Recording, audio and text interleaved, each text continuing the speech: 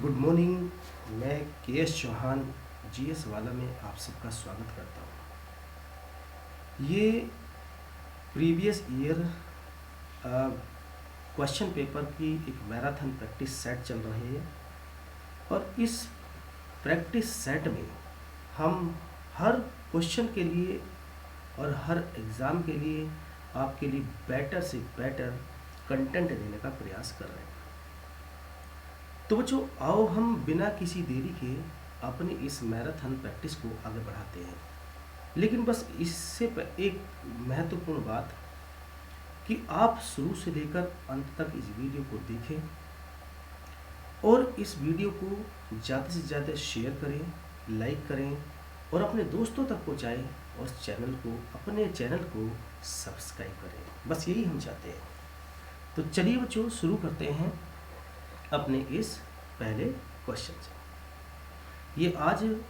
ये बच्चों दूसरा डे है, सेकंड डे है और ये दूसरी स्लाइड है, दूसरी वीडियो है। आप इसको एंजॉय करें और मजा लें। क्वेश्चन है हिंदू विधि द्वारा। अब इसमें हम आपको बताते हैं। आई थिंक आपको कलर चलिए ब्लैक से देखते हैं। हिंदू विधि द्वारा मान्य कर कितना था। तो देखिए कितना इम्पोर्टेंट है। जो हमारी हिंदू विधि है, जैसे आप कह सकते हैं ना कि जैसे मनुस्मृति है, ये जो हमारी सबसे पहली हिंदू की पहली किताब है, कानून की पहली किताब, जिसे मनुस्मृति कहते हैं। मनु स्मृति, रेड कलर आई थिंक ज़्यादा अच्छा लगेगा।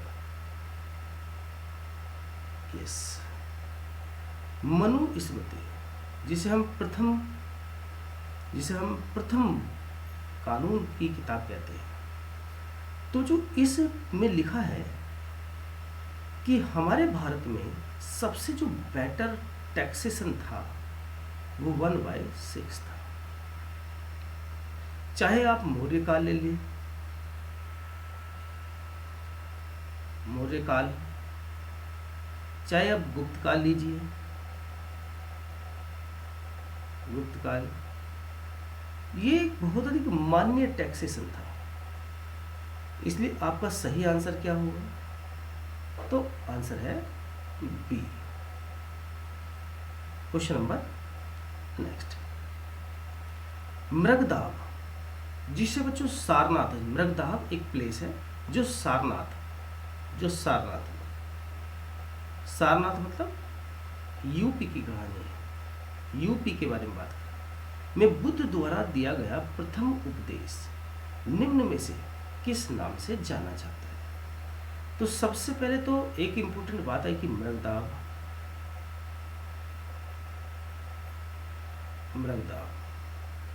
कहाँ है? ये सारनाथ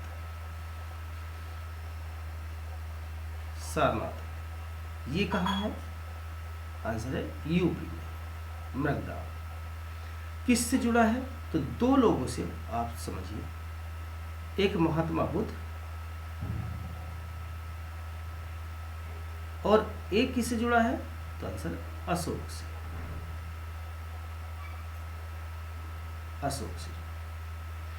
तो महात्मा बुद्ध ने क्या किया? यहाँ पर प्रथम सरमन या प्रथम उपदेश दिया।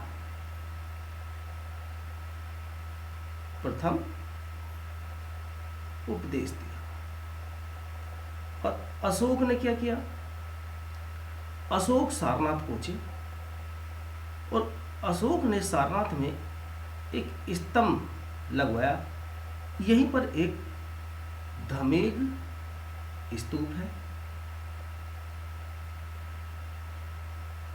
यहीं पर बच्चों सारनाथ में अशोक ने बच्चों यहाँ दर्शन किए और यहाँ एक स्तूप लिखवाया, एक स्तूप बनवाया, जिसे सारनाथ का स्तूप कहते हैं। और यहीं से हमने भारत के राष्ट्रीय प्रतीक को लिया है। कहते हैं ना भारतीय राष्ट्रीय प्रतीक, भारतीय राष्ट्रीय प्रतीक, नेशनल सिंबल ऑफ इंडिया, जैसे अशोक चक्र कहते हैं, अशोक की लाट कहते हैं। तो ये जो वर्ड है बच्चों, ये जो अशोक से संबंधित है, हमने सारनाथ से लिया। अब महात्मा बुद्ध ने जब पहला उपदेश दिया तो कहा कि भाई चक्र चल गया है धर्म का चक्र चल गया और निष्क्रमण परिवर्तन हुआ। निष्क्रमण होगा मतलब परिवर्तन होगा, तो परिवर्तन का मतलब है निष्क्रमण, तो इसका सही आंसर होगा धर्म चक्र प्रवर्तन। लेकिन इन शब्दों को भी समझ लेते हैं। महानिष्क्रमण, इस महानिष्क्रमण का मतलब क्या है? तो बच्चों ध्यान रखेंगे, महानिष्क्रमण का मतलब है कि महात्मा बुद्ध का गृह त्याग, जो 29 ईयर्स में महात्मा बुद्ध ने अपने घर को त्याग दिया था, उसको कहा जाता है महानिष्क्रमण। और एक बात आती है निर्वाण। तो निर्वाण का मतलब क्या होता है? निर्वाण का मतलब होता है मृत्यु। मतलब महात्मा बुद्ध ने मृत्यु, मतलब महात्मा बुद्ध की मृत्यु हुई तो उसे कहा जाता है निर्वाण। तो हमारा सही आंसर बच्चों क्या होगा? आंसर है बी, इसका मतलब महा मतलब धर्म चक्र प्रवर्तन। चलिए इसके साथ हम नेक्स्ट क्वेश्चन की ओर चलते हैं। संसार अस्थिर और क्षणिक है का निम्न में से किससे संबंध है? अब संसार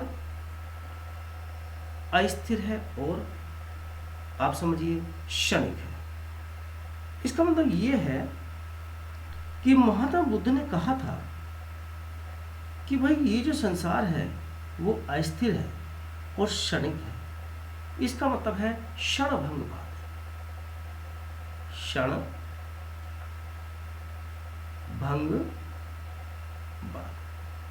महात्मा बुद्ध ने कहा क्षण में ही भंग हो जाएगा, ये संसार क्षण में ही भंग हो जाएगा, क्षणिक है, मतलब ठहराव नहीं है।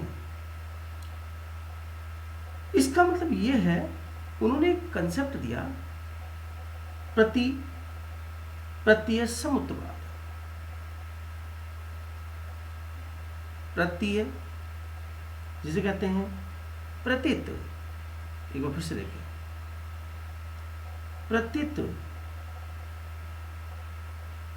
प्रतीत्य समुत्तवाद, प्रत्युत समुत्तवाद। प्रत्युत का मतलब है इसके होने से,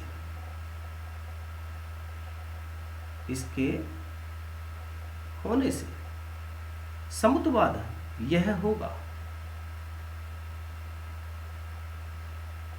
मतलब एक काम होने से उसका प्रभाव दूसरे पर पड़ेगा।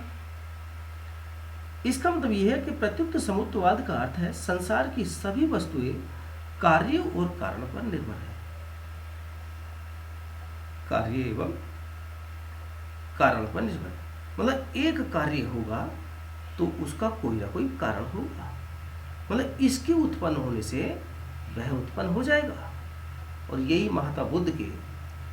महात्मा बुद्ध के जो शिक्षा है उनका सार है, उनका दर्शन है। इसलिए हमारा सही आंसर है, ये क्षणभंगवाद किससे जुड़ा है? महात्मा बुद्ध से, महात्मा बुद्ध से। इसलिए सही आंसर होगा बुद्ध। अब महात्मा बुद्ध से कुछ इंपॉर्टेंट, जैसे महात्मा बुद्ध के सबसे प्रिय शिष्य आनंद प्रिय शिष्य, सुभग,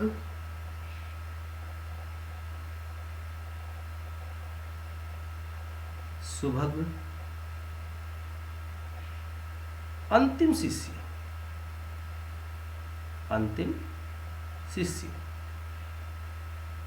आलार कलाम,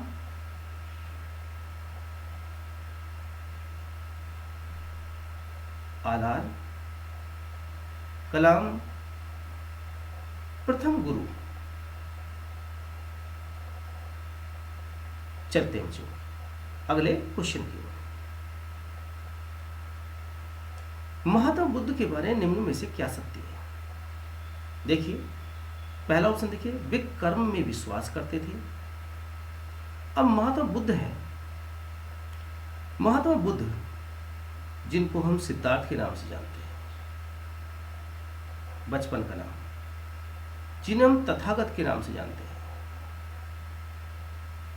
ज्ञान के बाद बुद्ध कहते हैं शिक्षा के बाद। कहाँ हुई थी शिक्षा? बोध गया।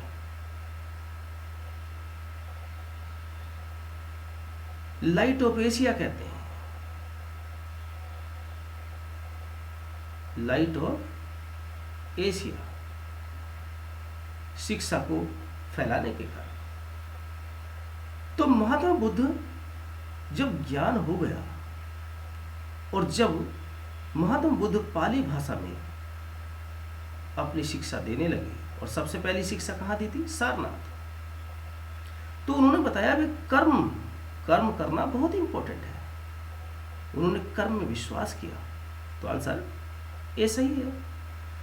आत्मा का शरीर में परिवर्तन मानते थे। अब महात्मा बुद्ध आत्मा को पहले तो नकारा, लेकिन उन्होंने पुनर्जन्म को जरूर माना, पुनर्जन्म को माना। और अगर पुनर्जन्म को माना है, उन्होंने स्वीकार किया है, तो कहीं ना कहीं आत्मा के परिवर्तन में विश्वास करते थे।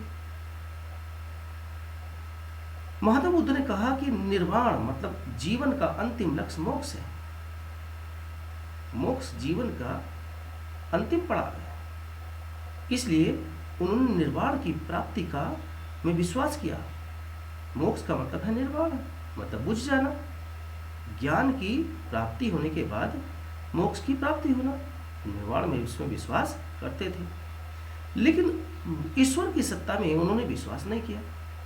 लेकिन महात्मा बुद्ध ने ईश्वर को नहीं माना, और निम्न में से सही उत्तर चुनिए। इसका मतलब अब देखिए, ईश्वर को उन्होंने नहीं माना। इसका मतलब जब हमारा फोर्थ ईश्वर की सत्ता में विश्वास नहीं करते थे महात्मा बुद्ध, तो हमारे कौन से सही हुए? 1, 2 एंड 3। इसका मतलब 1, 2 एंड 3 कहने का मतलब है सभी आंसर सही नहीं है। इसका मतलब 1, 2, 3 ए इज द राइट आंसर। चलते हैं बच्चों अगले क्वेश्चन पे। अब यहां सुमेलित करना बड़ा इंपॉर्टेंट क्वेश्चन है बच्चों।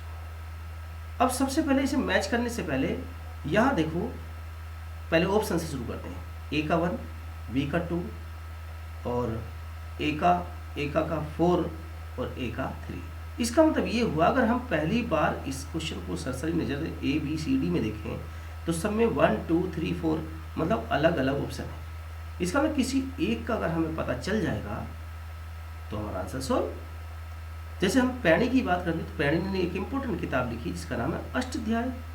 कैसे याद करेंगे? पी ए मतलब पी ए तो जानते हैं आप, पी ए बन गया भाई, उसमें पी ए बन गया, तो पी ए मतलब पैणी अष्टाध्याय। इसका मतलब ए का तीसरे से मिलेगा। अब ए का तीसरे किससे मिल रहा है? तो आंसर डी। तो अब इसका मतलब क्या हुआ? D is the right answer. तो वात्स्यायन ने क्या लिखा? तो आंसर है कामसूत्र। चाणक्य ने क्या लिखा? मतलब कौटिल्य ने, तो आंसर अर्थशास्त्र। और कल्हण ने क्या लिखा? तो आंसर है बच्चों राज तरंगणी। से मोस्ट इंपोर्टेंट आपका ये क्वेश्चन है बच्चों, इसलिए इसको बिल्कुल रट्टा मारते हुए चले। चलते हैं अगले क्वेश्चन की ओर। अब आता है फुटबॉल के बारे में, थोड़ा सा फुटबॉल किससे भी डिस्कस कर लेते हैं। तो सबसे पहली बात आती है फुटबॉल में कितने खिलाड़ी? तो आंसर है 11 टीम में खिलाड़ी होते हैं। इसको याद करने की ट्रिक, रोस में आकर सूंड से आम तोड़े। रोस में आकर सूंड मतलब सूंड से आम तोड़े। तो रो का मतलब है रोवर्स कप, सा का मतलब है संतोष ट्रॉफी, सु मतलब सुब्रतो कप, डा मतलब डूरंड कप, और आ मतलब आशुतोष कप, और बच्चों मा मतलब है मर्डे कप। फीफा कप भी, FIFA फीफा कप भी ध्यान रखें। तो ये सभी बच्चों फुटबॉल से संबंधित है। आप उम्मीद करते हैं कि आपको बहुत अच्छा लगा होगा, मज़ा आया होगा। इसी तरह से हम सारे के सारे बच्चों ये 10 ईयर के क्वेश्चंस बहुत अच्छे से ट्रिक के माध्यम से सेट कर देंगे। बस आपको सिर्फ ये करना है कि आपको ज़्यादा से ज़्यादा वीडियो को लाइक करना, आपको शेयर करना, अपने दोस्तों तक पहुंचाना, और अपने इस चैनल को बच्चों अधिक से अधिक सब्सक्राइब करना। इसी के साथ जय हिंद, जय भारत।